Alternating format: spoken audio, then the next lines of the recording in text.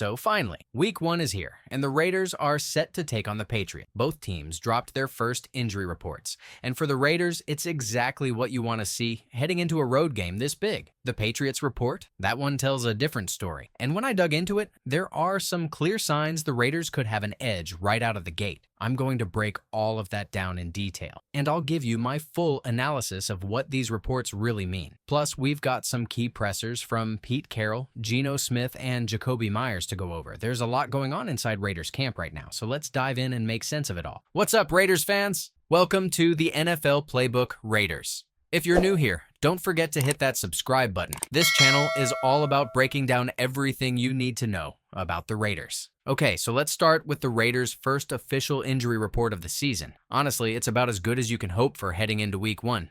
Only 2 players showed up on the report, and both of them were full participants in practice. First up, Kyu Blu Kelly. He's dealing with a hamstring issue, but he went full speed in practice on Wednesday, which is a huge relief. This kid wasn't even guaranteed a roster spot when camp began, but he balled out all offseason, from OTAS to minicamp to training camp. Now, he's climbed all the way up the depth chart and earned a starting role at cornerback. That's classic Raiders football right there. A guy who fights his way up and proves he belongs. Having him healthy is massive because we're going to need every bit of speed and physicality in that secondary to match up against New England's offense. The other name in the report is backup quarterback Kenny Pickett. Like Kelly, he was a full participant, which is good news. The Raiders traded for Pickett after Aidan OConnell went down, and now he's set to back up Geno Smith in week 1. You never want to think about your starter going down, but this is the NFL. One play can change everything. Knowing that Pickett is healthy and ready to step in if needed gives this team a layer of security they'll absolutely need for a long season. So, in short, both guys are trending in the right direction, and Pete Carroll should have close to a full-strength roster when the Raiders take the field on Sunday. Now, let's flip it over to the Patriots. They've got 3 players listed, and the headline here is Christian Gonzalez. He's dealing with a hamstring injury and did not practice on Wednesday. This is big. Gonzalez is their number 1 corner, their top defensive playmaker, and if he's not at 100%, or worse, can't go at all, that's a matchup the Raiders need to attack. Next up is defensive back Charles Woods, who's battling both a concussion and a groin injury. He was limited in practice, which tells me the Patriots are probably going to be cautious with him. Finally, wide receiver Efton Chisholm III was on the list,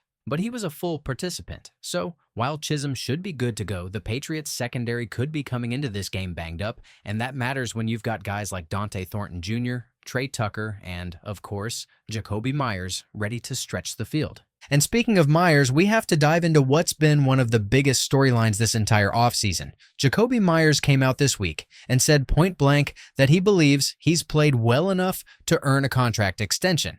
That's a bold statement, but you know what? He's right. When you look at his production, his leadership, and how he's embraced the Raiders culture, it's hard to argue against it. Here's what I respect most about Jakobi. In today's NFL, star players often hold out, skip camp, or go public with frustration in ways that hurt the team. But Jakobi didn't do that. He's been all about his teammates from day 1. No social media cryptic posts. No public trashing of the organization. He just shows up, works his tail off, and lets his play speak for itself. That's rare in this league, and it's exactly the kind of commitment to excellence that Al Davis always preached. But let's be real. You could hear the frustration in his voice when he talked to reporters.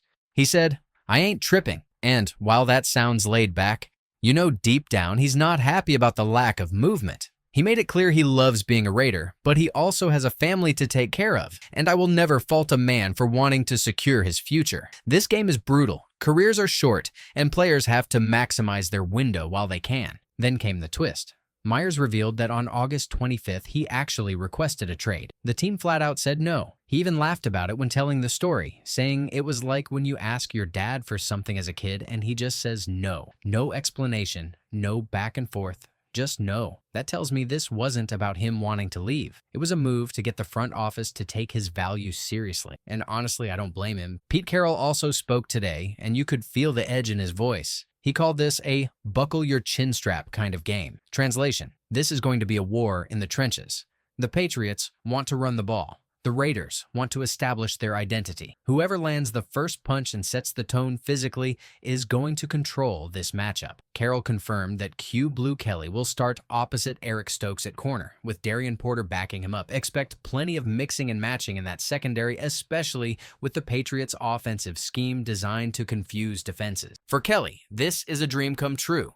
He's a Las Vegas native. He's been cut by other teams, and now he's starting week 1 for his hometown Raiders.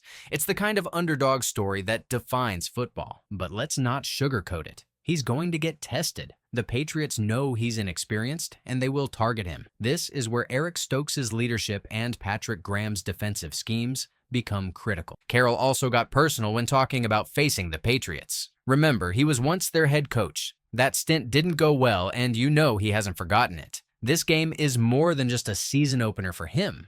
It's a chance to show how far he's come and to set the tone for his tenure with the Raiders. Geno Smith added his own perspective, saying the Raiders want to be that team with something to prove, and you can feel it. This roster has been disrespected all off-season. National media ranked them 24th in power rankings, with the Patriots just ahead at 22.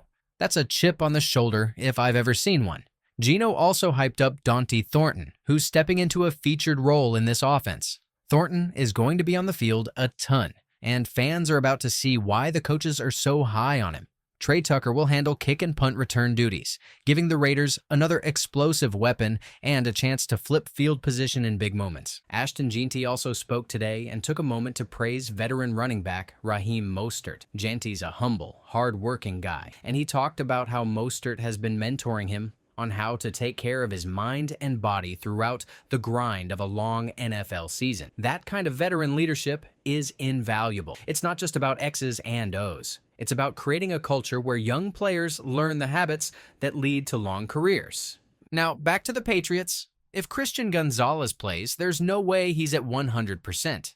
If I'm the Raiders, I'm going after him early and often. Stretch the field with Tre Tucker. Take deep shots with Dont'e Thornton. Make Gonzalez prove that hamstring can hold up. Meanwhile, Stefan Diggs, who's coming off ACL surgery, is trending toward playing. Eric Stokes will likely be tasked with covering him. If Stokes can win that one-on-one battle, it frees up the rest of the defense to disguise coverages and create confusion, something Patrick Graham is excellent at scheming. Before I wrap, let's talk Thursday Night Football. Football is officially back, and my pick for tomorrow is the Philadelphia Eagles. The Cowboys' defense was bad last year, and now they've lost Micah Parsons. I expect a high-scoring game, but Philly's physicality gives them the edge. So here's the bottom line. The Raiders are healthy, motivated, and ready to make a statement. The Patriots are coming in vulnerable, and Jakobi Meyers is out to prove his worth on the field. Pete Carroll's era starts now, and Week 1 is the perfect chance to show the league exactly who the Raiders are. This isn't just about one win.